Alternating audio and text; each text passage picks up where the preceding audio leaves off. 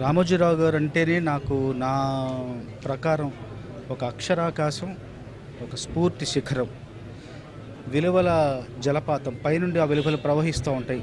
ఎన్ని సంస్థలు ఉన్నాయో, ఎంతమంది వ్యక్తులు ఉన్నారో అందరిలోనూ రామోజీరావు గారికి ఉన్న దీక్ష, పట్టుదల, ఆ అంకిత భావం, ఆ ఏకాగ్రత అన్నీ కూడా ఆ పైనుంచి ప్రవహించాయి.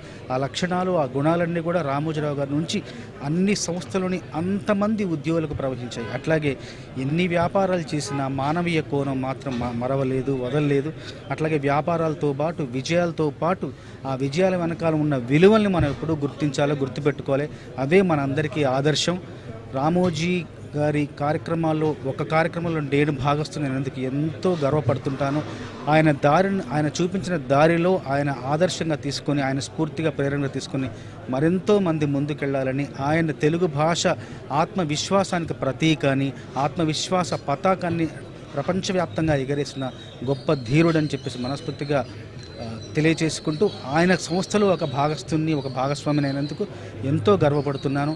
ఆయన చూపించిన దారిలో ఆయన విలువలను ఒక కిరీటంలా భావిస్తూ, కిరీటంలా ధరిస్తూ నేను ముందుకెళ్తానని మనస్ఫూర్తిగా వినియోగ చేసుకుంటున్నాను.